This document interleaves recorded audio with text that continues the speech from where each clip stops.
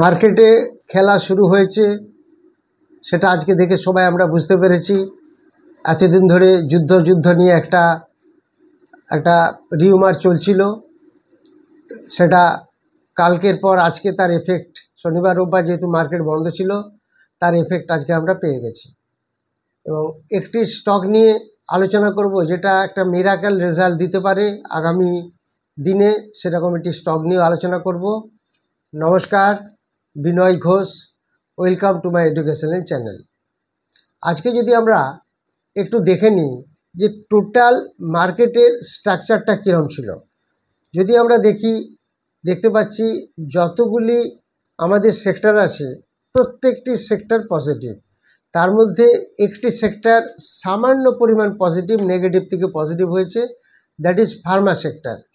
বাকি সেক্টরগুলো নিয়ে যদি আমরা দেখি তাহলে আমরা দেখতে পাচ্ছি যে প্রত্যেকটি সেক্টর পজিটিভ এবং সবথেকে বেশি বেড়েছে নিফটি আইটি। যে নিফটি আইটি আগে একদমই খেলছিল না, সেই নিফটি আইটি আজকে মোর দ্যান সেক্টরটা কিন্তু 6%-এর উপরে বেড়েছে। তো সেই 6% যে বাড়লো, তার মধ্যে যে স্টকগুলো বেড়েছে নিফটি আইটির মধ্যে, সেই স্টকগুলো যদি আমরা দেখি সবথেকে দেখা যাচ্ছে বেড়েছে ওএফএসএস, তারপরে বেড়েছে OFSS more than 8%, Coforge more than 8%, Persistent, Infy, LTIM, HCL technology, Wipro, Mphasis, Tech Mahindra, TCS প্রত্যেকটি বেড়েছে। সবথেকে বেশি বেড়েছে ওএফএসএস, তারপর কোফর্জ, তারপর পারসিস্টেন্ট। এরকমভাবে তারপর বেড়েছে রিয়েলিটি সেক্টরের সবথেকে যে স্টকটা বেশি বেড়েছে সেটা হচ্ছে শোভা ডেভেলপার্স, মোর দ্যান 8% বেড়েছে। তারপর রেমন্ড বেড়েছে, ডিএলএফ বেড়েছে, এগুলো 8%, 7%-এর কাছাকাছি বেড়েছে। তো এরপরে মেটাল সেক্টরে প্রচুর বেড়েছে, mid select, Nifty energy, financial service, সব সেক্টরগুলি প্রচুর বেড়েছে, সেটা আমি বলেছি। তো এটা তো অবভিয়াসলি, যেহেতু মার্কেট আজকে 916 পয়েন্টের উপরে ক্লোজিং দিল, ব্যাঙ্ক নিফটিও তাই। ব্যাঙ্ক নিফটি ক্লোজিং দিয়েছে 787, 1787 পয়েন্ট প্লাসে ক্লোজিং দিয়েছে। তো ব্যাঙ্ক নিফটি দেখলে আমরা বুঝতে পারছি যে আজকের মার্কেট কী ছিল। মার্কেট কিন্তু অ্যাকচুয়ালি বেসিক্যালি খুব একটা যে পড়েছে তা নয়। ফ্রাইডে গত শুক্রবার পড়েছিল, তার আগে একটা কনসলিডেশন পিরিয়ডের মধ্যে ঘুরছিল মার্কেট। মার্কেটে যুদ্ধ চললেও তাতে খুব একটা এফেক্ট ছিল না। ফ্রাইডে একটু বড় এফেক্ট হয়েছিল। সেই ফ্রাইডের এফেক্ট থেকে আজকে মার্কেট প্রায় নিফটি 400 পয়েন্ট উপরে খুললো, তারপরে কোথায় চলে গেল 900 পয়েন্ট উপরে। তো সেটা দেখে আমরা বুঝতে পেরেছি মার্কেটের একটা খেলা শুরু হয়ে গেছে। মার্কেট এতদিন ধরে পড়েছিল, এবার সেটা আমরা দেখতে পাচ্ছি তার একটা এফেক্ট কীরকম চলছে। তো আলটিমেটলি এবার যদি আমরা দেখি এফআইআই আগের দিন অর্থাৎ শুক্রবারে মাত্র 3,798 কোটি টাকা বিক্রি করেছিল। তার আগে 15-16 দিন টানা এফআইআই বাই করে গেছে। তো এই যে এফআইআই টানা বাই করেছে, তার এফেক্টের জন্য মার্কেট একটা কনসলিডেশন ফেজে চলছিল, মার্কেট কিন্তু ফেলতে দেয়নি। তো আজকে সেটা দেখিয়ে দিল যে যুদ্ধের একটা বিরতি হওয়ার ফলে মার্কেট কতটা স্ট্রং। ইন্ডিয়ান মার্কেট অটোমেটিক্যালি দেখা যাচ্ছে এফআইআই আজকের ডাটা পেলে আমরা বুঝতে পারবো। দেখে তো মনে হচ্ছে একটা ভালো পজিশন থাকবে। এবার যদি ওয়ার্ল্ড মার্কেটও দেখি আমরা, ওয়ার্ল্ড মার্কেটে কিন্তু সবই প্রায় পজিটিভে চলছে। এফটিএসসি, ড্যাক্স, ইউরো স্টক্স, এছাড়া আমেরিকান ইন্ডিসেস, S&P 500 একটু সামান্য 4 point minus, Dow Jones 119 point মাইনাসে ছিল, ন্যাসডাক 100 2 point minus, very negligible. হোয়ারাজ Asia market Hang Seng 681 point plus এবং S&P SX 200 2.30 প্লাস। আর ইন্ডেক্স ফিউচার যদি আমরা দেখি, এফটিএসসি এখন চলছে, ইন্ডেক্স ফিউচারগুলি সমস্ত ওয়ার্ল্ডের, এফটিএসসি 100 চলছে এখন 38 পয়েন্ট প্লাস, ড্যাক্স চলছে 173 পয়েন্ট প্লাস, S&P 500 চলছে 170 পয়েন্ট প্লাস, ডাউ জোন্স চলছে 971 পয়েন্ট প্লাস, নিকি চলছে 1115 পয়েন্ট প্লাস। তো ওয়ার্ল্ড মার্কেটের সবগুলোই দেখা যাচ্ছে সব পজিটিভে চলছে। তো সেখান থেকে আমরা দেখে বুঝতেই পারছি যে আজকে মার্কেট সমস্ত সেক্টরই ভালো, সেই জন্য রান দিয়েছে। আজকে শুধু তাই না, আমাদের স্টক মার্কেট নয়, আজকে যদি আমরা ক্রিপ্টোকারেন্সি দেখি, ক্রিপ্টোকারেন্সি আজকে মোস্টলি সব বাড়া। যার মধ্যে পপক্যাট বলে একটা কয়েন আছে ক্রিপ্টো, সেটা 16% বেড়েছে। আর আরেকটা আছে মুডেং, MOODENG, এটা 65% বেড়েছে। আর পিআই বেড়েছে 56%। এই পিআই কয়েনটা 1 মাস ধরে টানা পড়ছিল, সেই কয়েনটা 1 মাস ধরে যেটা ফেলেছিল মাত্র 5 দিনে সেটা তার থেকেও বেশি বাড়িয়ে দিয়েছে এই পিআই কয়েন। ম্যাক্সিমাম কয়েন সব বাড়া ক্রিপ্টোর। আর পপক্যাট আজকে 16%-এর মতো পড়েছে পপক্যাট কয়েন। তো ক্রিপ্টো আজকে খুব তেজি মার্কেট ছিল এবং চলছে অলরেডি, যেটা আপনারা নিশ্চয়ই জানেন 24 ঘন্টার মার্কেট এটা। আমি কয়েকটা স্টক আগে আমি বলেছিলাম, সেটা নিশ্চয়ই আপনারা দেখেছেন, শ্রীরাম ফিন্যান্স, কোটাক ব্যাংক, এবং আরেকটি স্টক নিয়ে একটু আমি বলেছিলাম, সেই স্টকটা প্রচুর অনেক দিন ধরে পড়েছে, আজকে 8-10% প্রায় বেড়েছে। তো সেগুলি আমি আপনাদের যে কমেন্ট সেকশানে এসেছে সেগুলি আমি বলে দেবো, সেই কমেন্ট সেকশানের স্টকগুলি। তো সে কমেন্ট সেকশানে আপনারা জানতে চেয়েছেন যে সন্দীপ সর্দার, এই কমেন্ট সেকশানেরগুলি আমি বলে দিচ্ছি। তার আগে আপনাদের একটু বলে দিই, যারা নেক্সট আগামীকাল একটা রাত্রিবেলা মঙ্গলবার একটা ক্লাস শুরু হচ্ছে, সেই ক্লাসটা মোটামুটি আগামীকাল মঙ্গলবার না, আজ সোমবার থেকেই ক্লাসটা শুরু হবে রাত্রি 8টা থেকে, আজকে 12 তারিখ। তো আলটিমেটলি সেই ক্লাসটায় কেউ জয়েন করতে চাইলে এখনও জয়েন করতে পারেন, সেটা হবে ক্রিপ্টোর অনলাইন ক্লাস। আগামী 25 তারিখ দুটো ব্যাচ শুরু হচ্ছে, একটা ইকুইটি মার্কেটের ক্লাস সকাল 10টা থেকে 1:30 অবধি চলবে, আর একটা হচ্ছে ক্রিপ্টোর ক্লাস, সেটাও অফলাইন ক্লাস, সেটা 2টো থেকে চলবে। এই দুটি ব্যাচ শুরু হচ্ছে অফলাইনে এবং লাইভ মার্কেটে দেখানো হবে, সেরকম দুটি ব্যাচ শুরু হচ্ছে 25 তারিখে। তারপর 28 তারিখে একটি শুরু হবে অনলাইন ইকুইটি মার্কেটের ব্যাচ। যারা কমেন্ট সেকশনে কমেন্ট দিয়েছেন তাদের অনেক ভ্যালুয়েবল কমেন্ট এসেছে, আপনাদের কমেন্টগুলো আমি বলে দিচ্ছি, এছাড়া আরও যারা কমেন্ট দেবেন সেগুলি ভবিষ্যতে বলে দেবো। সন্দীপ সর্দার IRFC নিয়ে বলেছেন 1000 শেয়ার কিনে আছে এই রেটে। দেখুন এখন সমস্ত স্টকই বাড়ছে, পারলে IRFC একটু অ্যাভারেজ করবেন, তাহলে আপনার পক্ষে আরও সুবিধা হবে।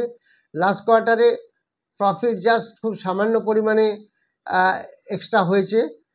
মিস্টার প্রদীপ দাস জানতে চেয়েছেন ব্লু স্টার আর PNB রেজাল্ট ভালো করছে কিন্তু স্টকের দাম পড়ছে কেন। আজকে তো PNB খুব ভালো পারফর্ম করেছে, নিশ্চয়ই দেখেছেন। আর ব্লু স্টার তো আগামী দিনে ভালো করবে, তার কারণ ব্লু স্টার নিশ্চয়ই জানেন যে সামারের যেসব প্রোডাক্ট লাগে সেগুলো তৈরি করে।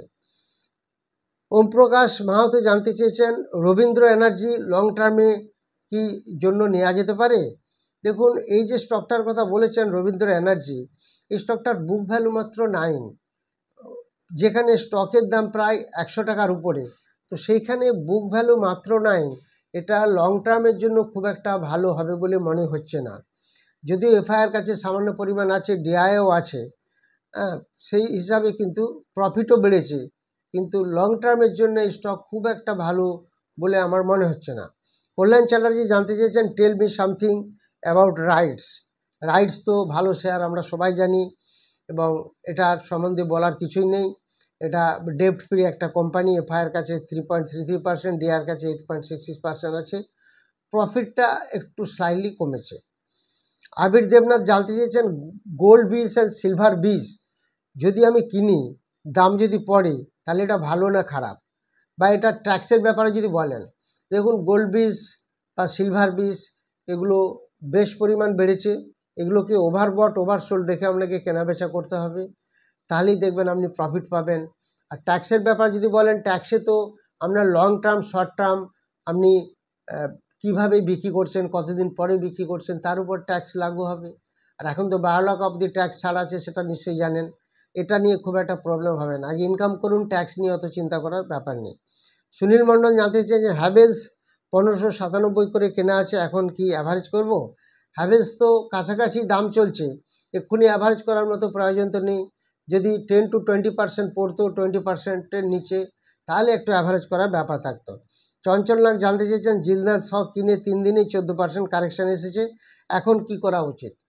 যদি আপনি অ্যাভারেজ করতে পারতেন বেটার, জানি না করেছেন কি না, তবে আজকে কিন্তু 7-8% জিন্দাল স্টক বেড়ে গেছে, কিন্তু এই স্টকটা প্রচুর উপর থেকে পড়েছে। জিন্দাল গ্রুপের কোম্পানি, খালি একটু প্রফিট ডাউন হয়েছে বলে স্টকটা প্রায় আমার যতটুকু মনে আছে 8-10 দিন টানা পড়ছে, তবে আশা করা যায় এবার আস্তে আস্তে উঠে যাবে। নেক্সট জানতে চেয়েছেন অমিত সেন, আভাস ফিন্যান্স কেমন, কারেন্ট প্রাইসে নেওয়া যাবে? এটা তো 1800 টাকার উপরে শেয়ারের দাম। ফোর্থ কোয়ার্টারে যে রেজাল্ট এসেছে সেখানে প্রফিট ভালোই হয়েছে এবং এই শেয়ারটা একসময় 2238 টাকা হাই ছিল। এফআইআর কাছে 29% শেয়ার আছে, ডিআইয়ের কাছে মোর দ্যান 10% শেয়ার আছে। এরপর জানতে চেয়েছেন কমল পাল, ইন্ডিয়ান ওভারসিজ ব্যাংক 44 টাকা করে 1000 শেয়ার কেনা আছে, এখন কি করা উচিত? এখন তার থেকে একটু সামান্য নিচে চলছে, তো এইখানে যদি একটু অ্যাভারেজ করতে পারেন ভালো হবে। খুশি রক্ষী জানতে চেয়েছেন সেল, আইএফসিএল, আইআরএফসি, গেল এগুলি কি ওভারসোল্ড জোনে আছে, একটু বলবেন। এবং ওভারবট ওভারসোল্ড জোন আপনাকে বুঝতে হবে, এখানে আরএসআই দেখা শিখতে হবে, তারপরে বুলিঞ্জার ব্যান্ড জানতে হবে, ফিবোনাচি জানতে হবে, এই সমস্তগুলি দেখে আপনাকে ওভারবট ওভারসোল্ড জোনটা শিখতে হবে। নাহলে এতগুলো স্টকের ওভারবট বা ওভারবট ওভারসোল্ড বলা মুশকিল আছে। একটা বললে হয়তো আমি বলে দিতে পারতাম। দীপঙ্কর কালীধান জানতে চেয়েছেন সকালে 9:15 থেকে 20-র মধ্যে ইন্ট্রাডে করা যেতে পারে কি, দয়া করে বলবেন। কোনো মানা নেই, ইন্ট্রাডে না করার কি আছে? আপনার যদি আইডিয়া থাকে, স্টক সিলেকশন পাওয়ার থাকে, আপনি যদি স্টক সিলেকশন করতে পারেন, কোনো বাধা নেই, আপনি করতেই পারেন। 5 মিনিটে ইন্ট্রাডে হয়ে যাবে, সকালের দিকে মার্কেট খুব ভোলেটাইল থাকে। মানস দত্ত জানতে চেয়েছেন এইচএমএ অ্যাগ্রো ইন্ডাস্ট্রিজ 34 টাকা 70 করে কেনা আছে, কিন্তু এখন 12% লসে চলছে, দয়া করে জানাবেন। দেখুন মার্কেট তো এখন ভালো হচ্ছে, এই 12% 10% লস কোনো ম্যাটারই না, ওটা ঠিক হয়ে যাবে। আরও বেশি পড়ে থাকলে একটু অ্যাভারেজ করলে ভালো হতো। ইমন শাহ জানতে চেয়েছেন হোরাসা 501 জেকেটার 521 কেনা আছে, প্রসপেক্ট কি আছে? প্রসপেক্ট মার্কেট তো আপওয়ার্ড শুরু হয়েছে, এবার দেখুন মার্কেট কোথায় যায়, সেই হিসাবে চিন্তা ভাবনা করবেন অ্যাভারেজ করার দরকার আছে কি না। প্রসপেক্ট বলতে যেটা হোনাসা, এফআইআই এবং ডিআই কিন্তু স্টকটা হোল্ডিং বাড়িয়েছে, এটুকু আপনাকে বলতে পারি। এখন দাম 250 টাকার কাছাকাছি চলছে। এই স্টকগুলি আপনাদের আমি বলে দিলাম, এগুলো আপনারা খেয়াল রাখবেন একটু।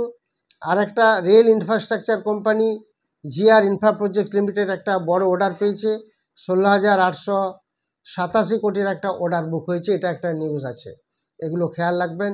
এখন আমি আপনাদের সেই স্টকটা নিয়ে বলবো, যে স্টকটা আমি জানাতে চাচ্ছি আপনাদের যে আগামী দিনে একটা ভালো পারফর্ম করতে পারে, এবং আজকে সেই স্টকটা কিন্তু সামান্য পরিমাণ নেগেটিভে আছে এবং এটা ফার্মা সেক্টরের স্টক, আপনাদেরকে বললেই বুঝতে পারবেন। এই স্টকটার দাম 1600 টাকার উপরে আছে, হাই গেছলে 1960। আরওই ভালো, অলরেডি স্প্লিট হয়ে স্টকটা 1 টাকা স্পেস ভ্যালু 1 হয়ে গেছে, 1 টাকা। পায়ারটস্কি স্কোর 9 টাকা আছে, গ্রাম নাম্বার 556 এবং এটার ইন্ডাস্ট্রি পি 30 আছে, কিন্তু স্টকের পি আছে 34-এর মতো। ডেপ্ট ফ্রি প্রায় কোম্পানি, যেখানে 0.04 মাত্র ডেপ্ট, এরকম একটি স্টক এফআইআর কাছে 18% আছে, ডিআইয়ের কাছে 18.6% আছে। এই স্টকটা ফার্মা স্টক, এই স্টকটাকে আপনারা নিজেরা সার্চ করে আইডেন্টিফাই করে বের করুন এবং প্রত্যেকের জন্য এই স্টকটাকে কমেন্ট সেকশনে দিয়ে দিন। কমেন্ট সেকশনে দিলে আপনারা যদি সঠিক বলতে পারেন, আমি সেটাকে বলে দেবো নেক্সট ভিডিওতে। আশা করি আপনারা প্রত্যেকেই বুঝতে পেরেছেন এই স্টকটা কিন্তু আগামী দিনে একটা ভালো পারফর্ম করবে। এই প্রশ্নটা আপনাদের কাছে রইল, কমেন্ট সেকশনে প্রত্যেকেই কমেন্ট করে জানিয়ে দেবেন। যারা আজকে রাত্রিতে যে ব্যাচটা শুরু হবে 8টা থেকে ক্রিপ্টোকারেন্সি, যারা ইন্টারেস্টেড তারা দেখতে পারেন। আর যারা 25 তারিখের ব্যাচে ভর্তি হতে চান, সেখানে offline batch, live market class, একটা ইকুইটির ক্লাস শুরু হবে এবং একটা ক্রিপ্টোর ক্লাস শুরু হবে, ব্যাচ শুরু হবে একটা 10টা থেকে, একটা 2টো থেকে। আর একটা 28 তারিখে অনলাইন ইকুইটি মার্কেটের ক্লাস শুরু হবে। যারা ইন্টারেস্টেড হোয়াটসঅ্যাপে যোগাযোগ করবেন, ফোন করবেন না এবং ভয়েস রেকর্ডিং করে পাঠাতে পারেন, আমি যথাসম্ভব উত্তর দিয়ে দেবো। যারা চ্যানেলটি নতুন দেখছেন তারা অবশ্যই সাবস্ক্রাইব করুন, লাইক করুন, শেয়ার করবেন। Thank you very much for watching my video.